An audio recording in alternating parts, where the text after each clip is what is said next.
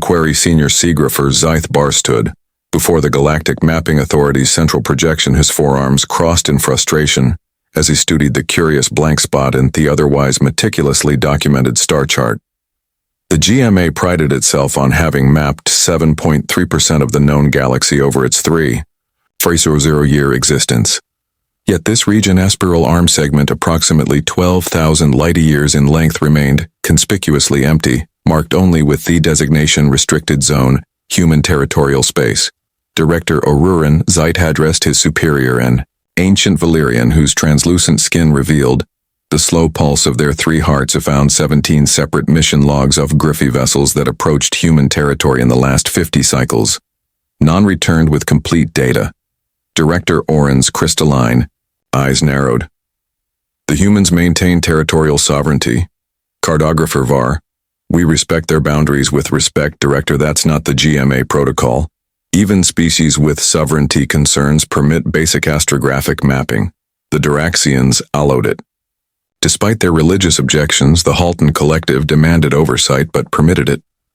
Only the humans refused entirely. Oren's skin flushed a deeper blue, a sign of irritation among Valyrians. The Galactic Council made special provisions for Earth and its colonies. It is not our place to question, but why Zelith pressed his persistence, a hallmark of his species. 17 vessels, Director. Some of them just disappeared. Others returned with corrupted data and malfunctioning systems. 3 came back with crews suffering from unexplained psychological trauma. Oren turned away. This conversation is concluded, Cartographer, but Zyth couldn't let it go. After his shift ended, he retreated to his private research station, accessing historical archives that predated humanity's formal introduction to the galactic community. 2 centuries ago, the records show early exploration vessels had once freely traversed the region now known as human space. Several had mapped beautiful worlds rich with resources. Then, approximately 300 years ago, something changed. Vessels began reporting navigation difficulties, sensor malfunctions, and disturbing phenomena. And then the humans appeared, a supposedly primitive species that somehow advanced from rudimentary spaceflight to controlling a vast territory in less than a century. You're obsessed, remarked Lenar, Zyth's research assistant, as she entered his station. Her raven features betrayed concern as her feathered crest rose slightly. The director will note your unauthorized access. Look at this. Zelith ignored her warning, displaying historical sensor readings from the last successful mapping expedition to cross what was no human space. These energy signatures don't match any known cosmic phenomena. And this, he highlighted a section, gravitational distortions that violate standard physics. LAR studied their readings. Perhaps that's why the region is restricted. Natural anomalies could pose navigation hazards. Then why not say so? Why the secrecy? Zyth pulled up another file and explained this. The human defensive grid extends inward as much as outward. They're containing something, Lenar. Or protecting themselves from something, she suggested. Either way, the galaxy deserves to know. Zelith's determination solidified. I'm assembling a team. It took 3 months to gather the specialists. He needed Krev Dorn, a brilliant propulsion engineer who could modify their vessel's signature to avoid detection. The Sen, a synthropologist specializing in emergent civilizations, and Moravec, a security specialist whose military background would prove invaluable if they encountered trouble. Together with Lenar and himself, they formed a small but capable crew. Their vessel, the Stellar Inquiry, was officially dispatched to map an unremarkable cluster 2 sectors away from their actual destination. Once clear of monitoring stations, Krev activated the modifications that would mask their true course. Approaching the boundary of human territorial space, Leonard announced as the ship decelerated, passive sensors only as agreed. The view screen showed nothing unusual, just stars and the peaceful vacuum of space. No warning beacons, no patrol vessels. Nothing to indicate they were crossing into restricted territory. This is unexpected, Phalea commented. Most species mark their boundaries clearly. Perhaps they rely on more subtle detection methods. Morrow suggested, his warrior's instincts on alert. They hadn't traveled more than 2 light-years past the boundary when the first anomalies appeared. The ship's instruments flickered, gravity fluctuated subtly, and the quantum positioning system reported, impossible, spatial coordinates, something's affecting our sensors, Creve reported, his scaled hands moving rapidly across the engineering console. Its ASIF space itself has different properties. Here Zeal felt vindication and unease in equal measure. Can you compensate partially? Creve replied. But these aren't typical distortions, it's almost like deliberate interference. They proceeded cautiously, documenting everything. On the third day they detected a human outpost, a small monitoring station orbiting an unremarkable moon. They gave it wide berth, but not before Thea captured detailed scans. Their technology is peculiar, she observed. Some aspects are remarkably advanced, perhaps beyond even Valyrian standards, while others seem almost primitive. And there's something else. She highlighted a section of the station. These arrays aren't communications or weapons, they're measuring something. Space-time stability. Creve suggested after analyzing the data. They're monitoring the fabric of reality itself. As they ventured deeper, they discovered more outposts, all with similar monitoring equipment. The spatial anomalies intensified. Occasionally stars seemed to flicker momentarily out of existence, and the ship's chronometers desynchronized from each other by microseconds, a phenomenon that should have been impossible. On the fifth day, they intercepted coded transmissions between human vessels. Linner managed to decrypt fragments. Boundary integrity at 94%. Sector 12 shows thinning. Deploy Anchor Team Alpha. What are they? Anchoring Morrow wondered aloud. They soon encountered their first human patrol vessel, a sleek craft that appeared suddenly from behind a small asteroid. The crew tensed, but the human ship merely adjusted course to maintain distance, making no hostile moves, yet clearly tracking them. They know we're here, Morrow stated flatly. Let's make contact, Zyth decided. We came for answers, direct inquiry may be our best option. To their surprise, the humans responded immediately to their hail.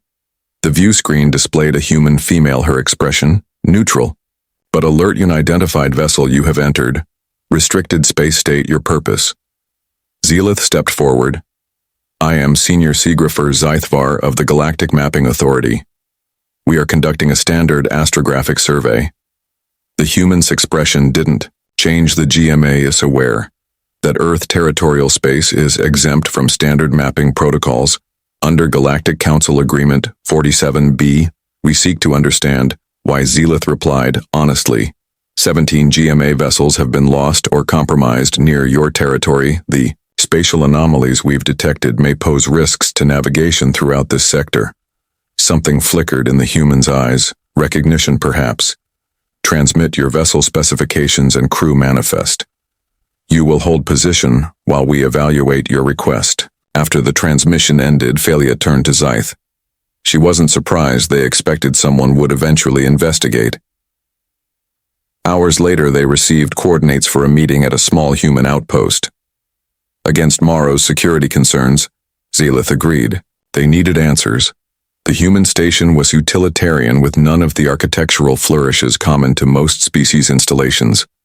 They were met by 3 humans, the woman from the communication, and 2 others who remained silent. I am Commander Sarah, Chen Earth Containment Division. She introduced herself.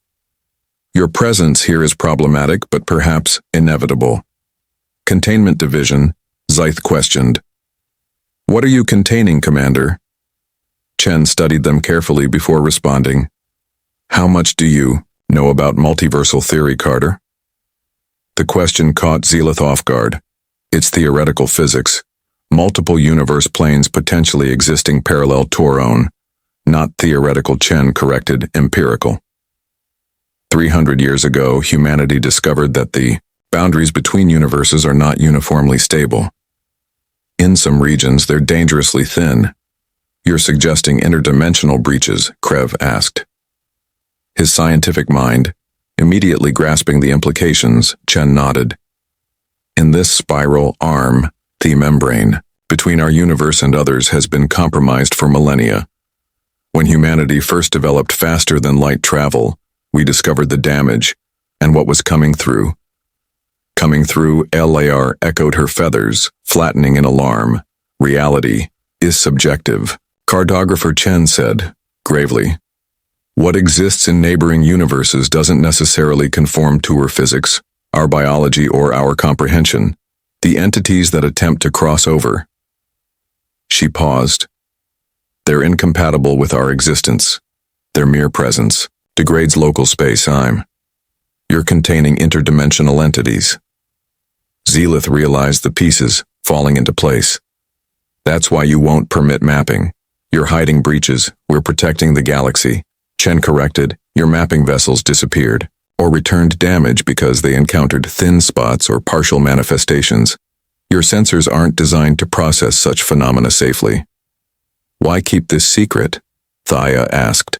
The Galactic Council could provide resources, assistance. Panic, Chen interrupted. Mass hysteria, religious upheaval, and frankly, most species lack the psychological framework to process the reality of what exists beyond the boundary. Humans have an advantage. Our cultural development included millennia of mythology about eldritch horrors and cosmic abominations. We were psychologically primed to accept the incomprehensible. As if on cue, alarms blared throughout the station. Chen's communication device activated. Commander, thin spot forming in Sector 14. Class 3 breach imminent. Chen's expression hardened. You wanted answers, cartographer. Now you'll see them firsthand. Their revelation. The human transport vessel moved with surprising speed. Chen and her team working with practiced efficiency as they guided the Stellar Inquiry crew toward what they called a containment event. The aliens watched in fascination as the humans donned specialized gear, not traditional spacesuits but something far more complex with glittering circuitry woven throughout the material. Reality stabilization gear, Chen explained as she sealed her helmet. It protects us from cognitive distortion and temporal displacement. Through the transport's viewports, Zeal observed dozens of human vessels converging on the same coordinates. The spatial distortions were visible even to the naked eye, now light bending unnaturally, stars seeming to smear across the darkness. What exactly happens during a breach? Krev asked, his scientific curiosity. Overcoming his growing unease, Chen's voice came through their communication system. The membrane between universes tears. Something Triesto come through. Something that doesn't belong in our reality. Our job is to reinforce the boundary and push it back before it fully manifests. You make it sound routine, Morrow observed. For us it is, one of Chen's colleagues replied. Earth containment handles approximately 700 incursions annually, ranging from minor seepages to potential extinction level events. The transport slowed as they approached the breach site. What Zealith saw defied comprehension, a writhing distortion. In space roughly 5 kilometers across, it wasn't simply a visual anomaly. It seemed to extend beyond normal perception, as if parts of it existed in dimensions he couldn't quite process. Colors that had no names twisted through the void, and geometries that shouldn't be possible bent the surrounding star field. By the ancient stars, Lenore whispered, her scientific detachment crumbling. What is that? We don't name them, Chen said quietly. Names give things definition, boundaries. These entities resist definition by their nature. The human vessels formed a precise formation around the distortion, deploying what Chen called reality and course. Massive devices that somehow reinforced the local laws of physics. Engineers in specialized craft moved closer, manipulating energy fields that connected the anchors into a containment system. The breach is stabilizing, announced one of the human technicians, dimensional pressure dropping. Zyth watched in awe as the distortion slowly shrank, the impossible colors and geometries fading as the human technology forced our reality's rules upon the intruding otherness. For a brief moment he thought he glimpsed something within the anomaly. A vast form composed of angles that couldn't exist, surfaces that seemed both solid and permeable, appendages that moved through multiple dimensions simultaneously. Then it was gone. The breach sealed. The human teams began recovering their equipment with the efficiency of long practice. 700 of these annually. Faya repeated, stunned. How long has humanity been doing This since before we joined the galactic community, Chen answered. When we first developed FTL technology, we discovered the breaches were already occurring. Our first colonies encountered them by accident with catastrophic results. She directed them to a secure viewing room aboard her command vessel where she accessed historical records. Zyth and his crew watched in horror as footage showed early human settlements being consumed by spatial anomalies, buildings twisting into impossible configurations, colonists transformed in ways that violated biology, physics, and sanity. We lost 8 colonies before we understood what was happening. Chen explained 17 million people. The survivors, many chose voluntary euthanasia rather than live with what they'd experienced and witnessed.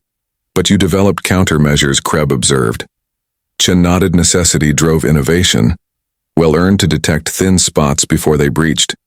We developed technology to reinforce reality itself, and we created buffer zones, abandoned territories, where we can contain incursions without risking populated worlds.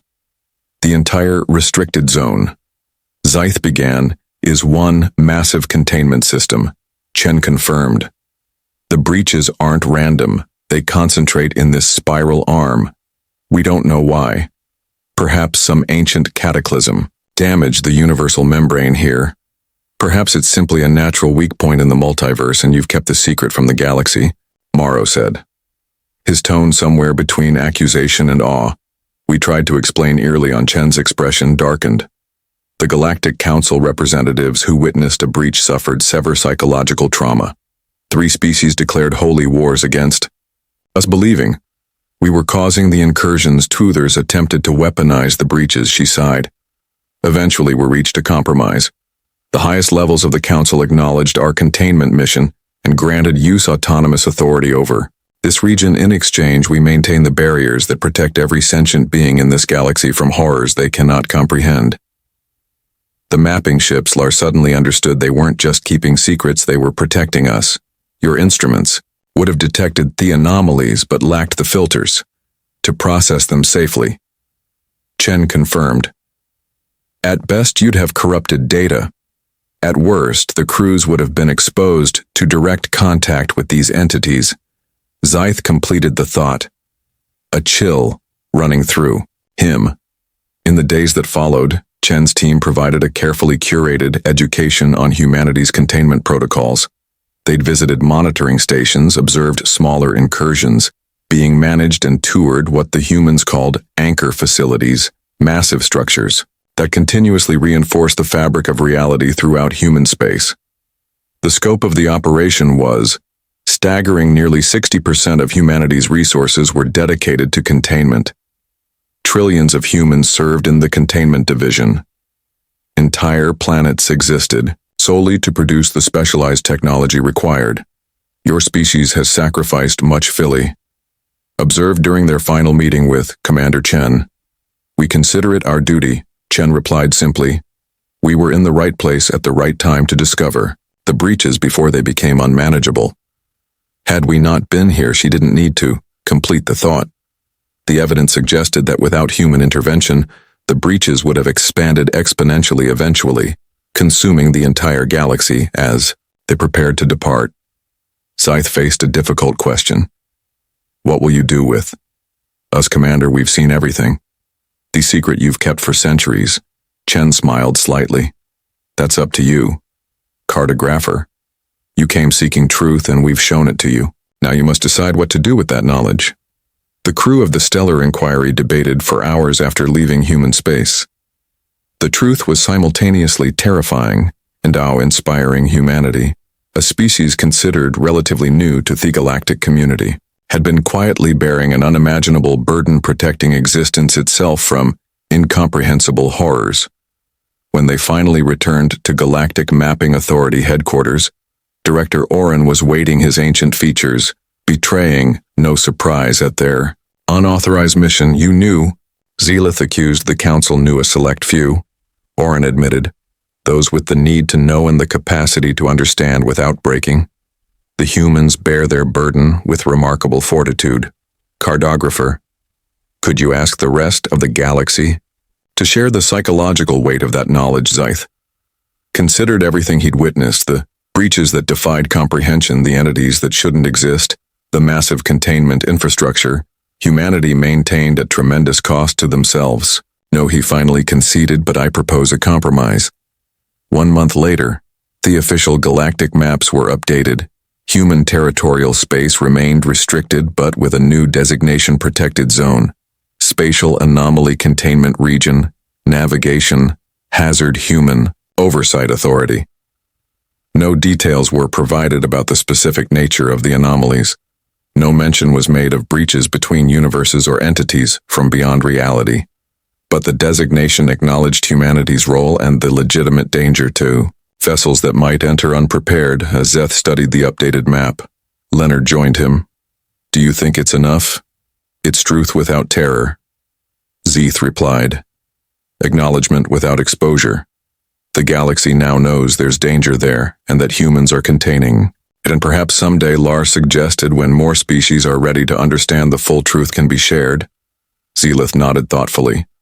Until then, we honor humanity's sacrifice by respecting their boundaries, both territorial and formational, in the vastness of space. Along the edges of human territory, reality anchors continued their eternal vigil, maintained by a species that had taken upon themselves a burden they never sought, but unflinchingly accepted.